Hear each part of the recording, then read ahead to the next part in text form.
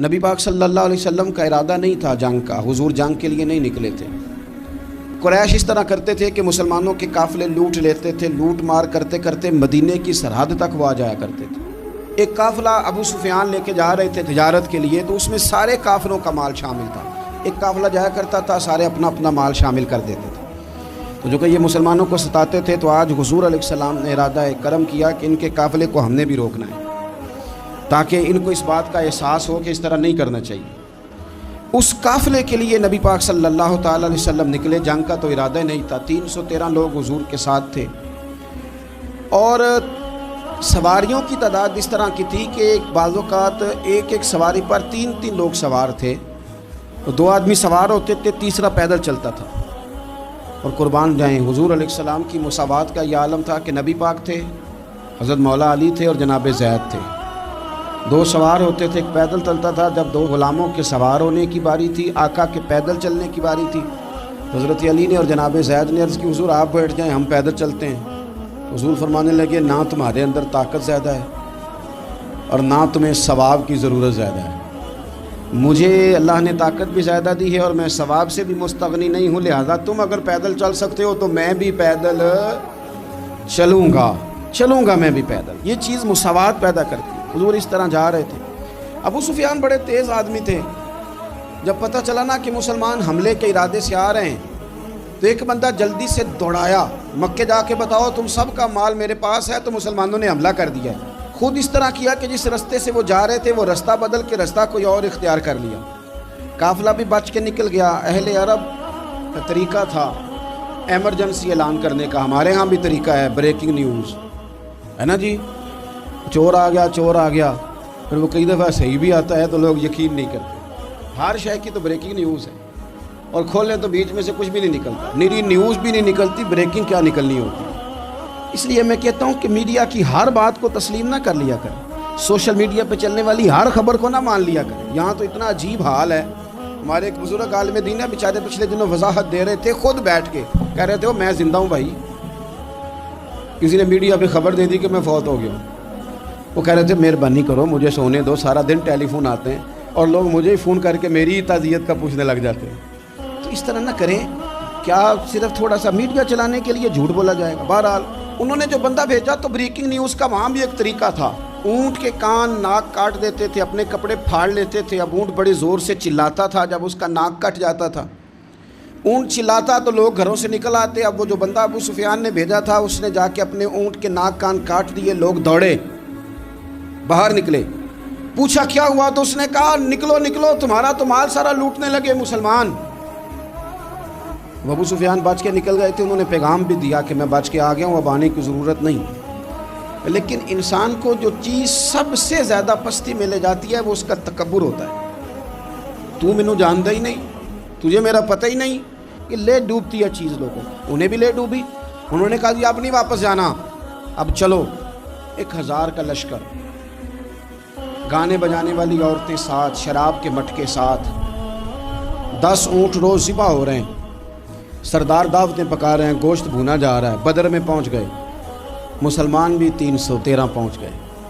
یہ ساری رات شرابیں پیتے، وہ ساری رات سجدے کرتے، یہ ناچ گانے سرور کی محفلیں سجتی، اور وہ رسول پاک کی تقریر سنتے، حضور کے خطبات سے فیض یاب ہوتے۔ عمیر بن وہب کو بھیجا ابو جہل نے، کا پتہ کر کے وہ بندے کتنے، اس نے جا کے کہا کہ 312 313 310 اتنے۔ کہنے لگا جنگ کیا کرنی ہے، ان کو سویرے اونٹوں کی پشتوں پہ باندھ کے لے جائیں گے، مکے جا کے دیکھیں گے کیا کرنا ہے۔ یہ تکبر ہے نا۔ تو عمیر بن وہب کہنے لگا ہیں 312 ہیں 313، میرے اندازے میں 310، لیکن ایک کا بھی واپس جانے کا ارادہ کوئی نہیں۔ میں نے جس کو بھی دیکھا ہے شہادت کی دعا مانگتے دیکھا ہے، ارادہ بڑا پکا لے کے آئے، شہادت ہے مطلوب و مقصود مومن، نہ مال غنیمت نہ کشور کشائی۔ نبی پاک صلی اللہ علیہ وسلم نے جب دیکھا نا کہ وہ تو جنگ کے لیے آن پہنچے ہیں اور ارادہ تو قافلے کا تھا، تو حضور نے صحابہ سے مشورہ کیا۔ نبی پاک علیہ الصلوۃ والسلام نے ہمیں بتایا کہ چیزیں مسلط نہ کرو، ہم نہ اپنا مسلط کرتے ہیں۔ یعنی تراویح پڑھنے والا بندہ دوسروں کو بڑا گھورتا ہے کہ تو کیوں نہیں پڑھتا، بھئی تو پڑھ رہا ہے نا تو اللہ سے دعا کر یہ بھی پڑھے، لیکن اپنا مسلط نہ کر، دعوت دے، تبلیغ کر۔ نفل پڑھنے والا سب کو گناہگار ہی سمجھنے لگ جاتا ہے، عصر کی پہلی 4 سنتے تو کیوں نہیں پڑھتا، تو کیوں؟ بھائی آپ مسلط کریں گے، آپ رائے دیں اور رائے دے کے سائڈ پہ ہو جائیں۔ مسلط کرنے کی تو اجازت نہیں، حضور کا تو حکم چل سکتا ہے نا، چلتا ہے نا۔ لیکن حضور نے بھی صحابہ سے پوچھا بھائی وہ تو لڑنے آ گئے ہیں، اب کیا کرنا ہے؟ تو حضرت صدیق اکبر کہنے لگے حضور کرنا وہ ہے جو آپ نے فرمانا ہے۔ حضرت عمر کہنے لگے حضور تلواروں کو تو زنگ لگ گیا ہے۔ اور جناب علی شیر خدا مرتضی مشکل کشا غل عطا مولا کائنات فرمانے لگے حضور علی اور تلوار یہ تو رشتہ ہی بڑا پرانا ہے، تیاری کریں۔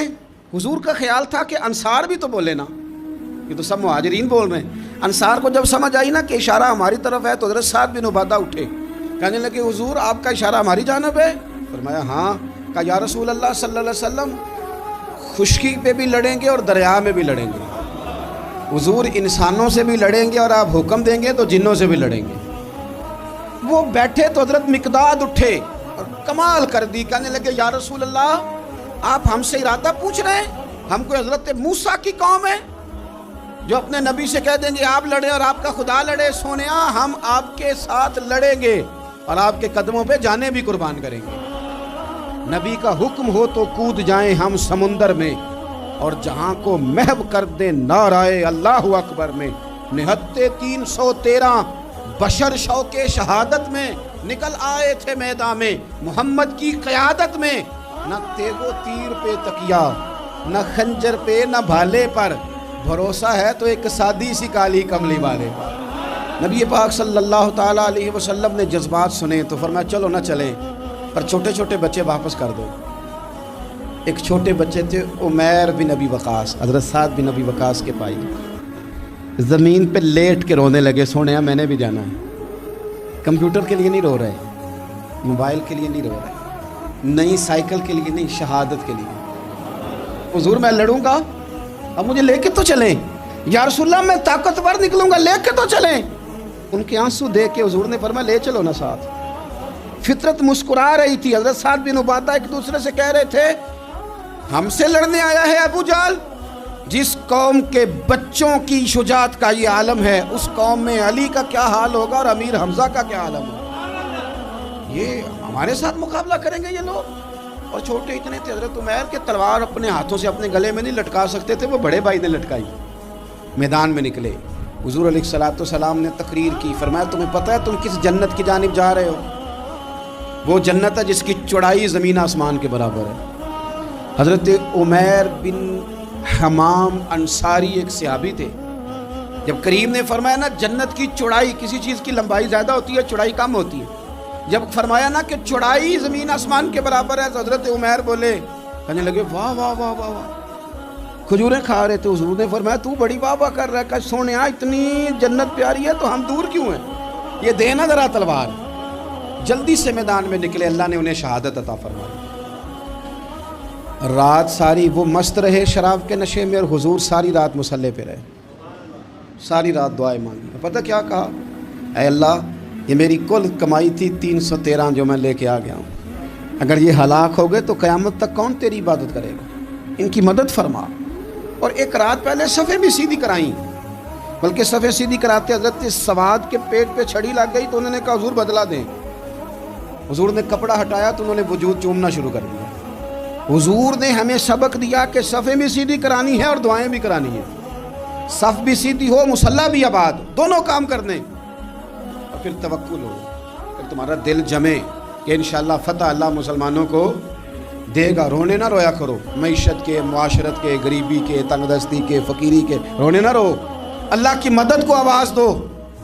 ہم نے وہ لوگ بھی دیکھے ہیں بیچارے جو نہ اسلامی معیشت پہ بات کرتے ہیں، نہ معاشرت پہ، نہ اخلاقیات پہ، اور جب بھی بات کریں گے کہیں گے حضور کو تو علم ہی کوئی نہیں تھا، کاری کچھ نہیں سکتے، مجبور محض تھے معاذ اللہ۔ یہ تقریریں کریں گے۔ یہ مسلم شریف کی حدیث ہے، کوئی اختلاف والی بات نہیں، پر بعض اوقات نا دل کو تکلیف ہوتی ہے کہ یار اس طرح کی باتیں کیوں کرتے ہو، یہ مسلم ہے۔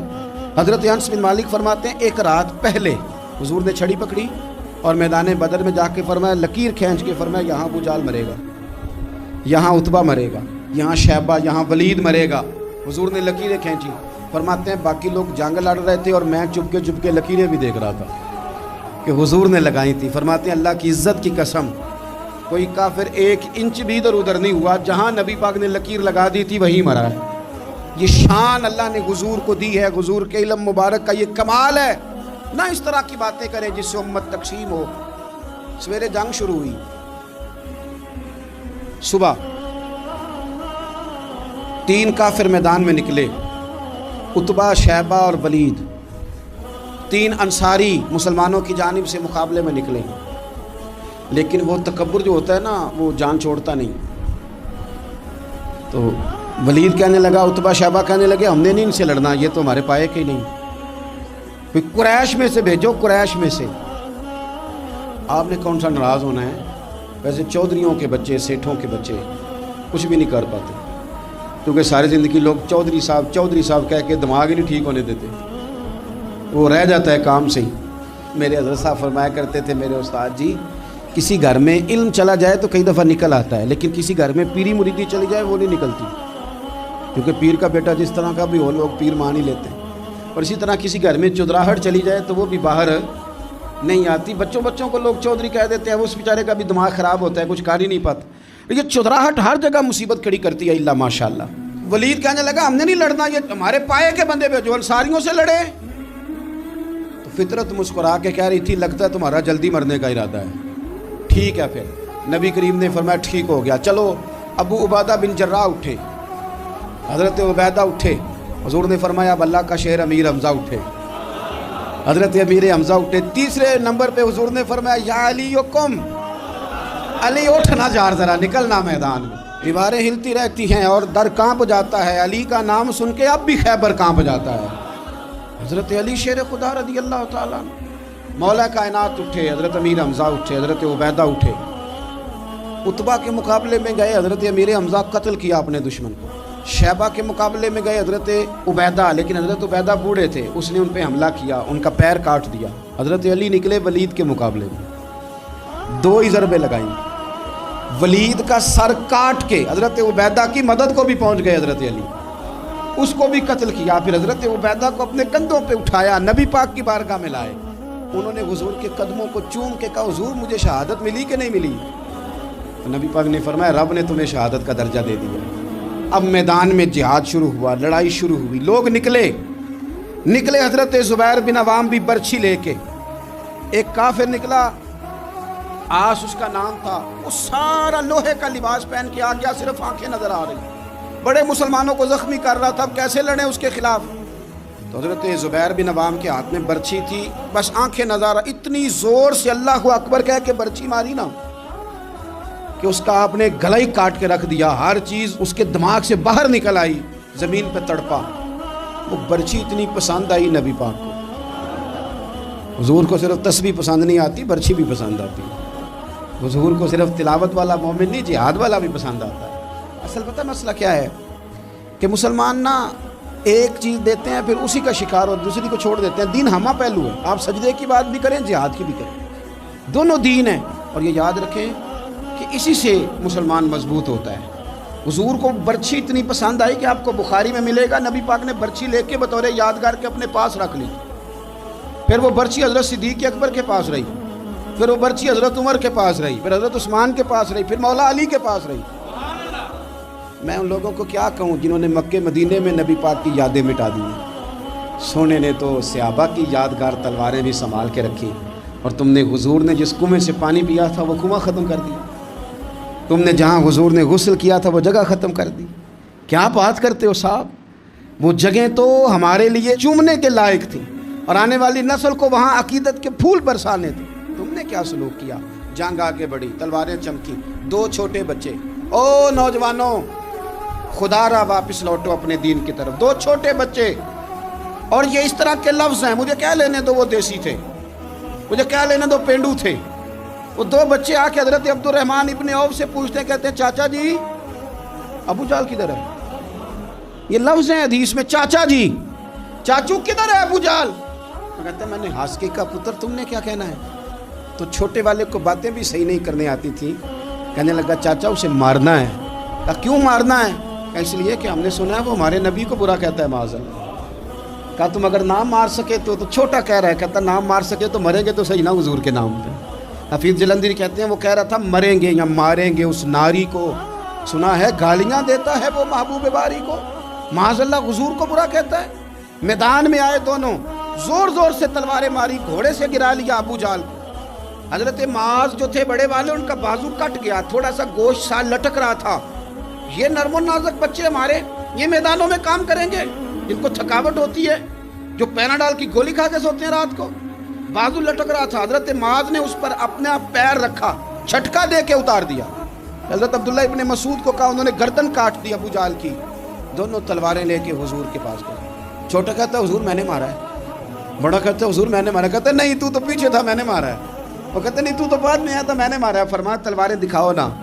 جب تلواریں دکھائیں تو حضور فرمانے لگے تم دونوں نہیں مارا ہے، برابر کا ثواب ہے۔ جس کا بازو کٹا تھا کریم رسول نے فرمایا ادھر لانا بازو، وہ بازو لائے، حضور نے اسی جگہ رکھ کے نا دوبارہ لعاب دہن لگایا۔ حضرت معاذ حضرت عثمان غنی کے زمانے تک موجود رہے۔ فرماتے ہیں کٹنے سے پہلے طاقت کم تھی، جب حضور نے جوڑا ہے تو طاقت پہلے سے زیادہ ہو گئی ہے، پہلے سے زیادہ ہو گئی ہے طاقت۔ کہتے ہیں کہ نبی پاک سید عالم صلی اللہ علیہ وسلم کی خدمت میں حضرت آکاش آئے، کہنے لگے سونیا میرے جذبات کنٹرول میں نہیں آ رہے، میں ان بے ایمانوں کے گلے کاٹوں گا، پر میرے پاس تلوار ہی کوئی نہیں، کوئی تلوار ہو تو ماروں نا۔ ایک درخت کی جڑ تھی، ٹہنی تھی، حضور نے یوں کر کے کھینچی، فرمایا یہ لینا تلوار۔ کہتے ہیں وہ حضور کے ہاتھوں میں ٹہنی تھی، میرے ہاتھوں میں آتی گئی اور تلوار بنتی گئی۔ پھر اس سے کافر کاٹے حضور کے معجزات۔ 5000 فرشتہ بھیجا اللہ نے جنگ بدر میں۔ کتنے؟ یہ میں نے بات اس لیے بیان کی ہے کہ اقبال نے ایک مشورہ دیا، کہتے ہیں تو فضائے بدر تو پیدا کر، فرشتے تیری نصرت کو اتر سکتے ہیں گردوں سے، کتار اندر کتار اب بھی۔ اقبال کیوں ایسا کہہ رہا ہے؟ تو اقبال کہتے ہیں اس لیے کہ آج بھی ہو اگر ابراہیم کا ایمان پیدا تو آگ کر سکتی ہے اندازے گلستاں پیدا۔ 5000 فرشتہ آیا۔ مجھے تو لگتا ہے فرشتوں نے بھی دعا کی تھی کہ یا اللہ ہم تیرے نبی کی قیادت میں لڑنا چاہتے ہیں۔ فرشتے آئے، سپر پاور تھی روما، بڑی طاقتور سمجھتی تھی، ایران، روم، یہ کیسر و کسرا، بڑی طاقتیں تھیں۔ عرب کے لوگ تو بوریا نشین تھے، صحراؤں میں نکل کے انہوں نے الٹ پلٹ کے نہیں رکھ دی سارا کچھ۔ علامہ اقبال سے کسی نے پوچھا تھا کہ مسلمان دوبارہ سے کبھی میدانوں میں آئیں گے؟ تو اقبال کہنے لگے ہاں ہاں ضرور آئیں گے، آئیں گے، یہ نکلیں گے۔ کیا کس طرح؟ کہنے لگے میں نے فرشتوں سے سنا ہے، نکل کے صحرا سے جس نے روما کی سلطنت کو الٹ دیا تھا، نکل کے صحرا سے۔ قدسی کہتے ہیں فرشتوں کو، اقبال کہتے ہیں رات وہ باتیں کر رہے تھے، میں نے سنا ہے کہ نکل کے صحرا سے جس نے روما کی سلطنت کو الٹ دیا تھا، سنا ہے میں نے یہ قدسیوں سے کہ وہ شیر پھر ہوشیار ہوگا، وہ جاگے گا، وہ بیدار ہوگا۔ یہ قدسیوں سے سنا ہے میں نے، وہ آئے گا میدانوں میں۔ گمسان کا رنگ پڑا، ابو جہل قتل ہوا، امیہ قتل ہوا، کچھ دیر کے بعد مارا گیا۔ ابو البختری اور عتبہ اور شیبہ اور ولید بڑے بڑے سردار قتل ہوئے۔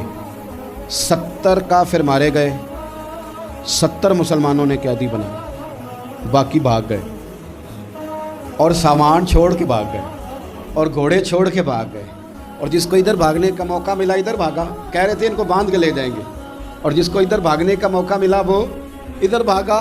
پیچھے سے حضرت سعد بن عبادہ بول رہے ہیں، کہنے لگے ہم نے تو سنا تھا مردوں سے مقابلہ ہے، تم تو بیویوں سے بھی کمزور نکلے ہو، کیا بھاگتے ہو؟ 14 مسلمان شہید ہوئے صرف۔ 3 دن حضور نے قیام کیا بدر میں، قربان جائیں۔ جنگ کا آغاز بھی میرے نبی کے سجدے سے ہوا، اور جنگ ختم ہوئی تو پھر کریم سجدے میں چلے گئے۔ اللہ تیری مدد آئی تو کام بنا، تیری مدد نہ ہوتی تو کچھ نہ کر پاتا۔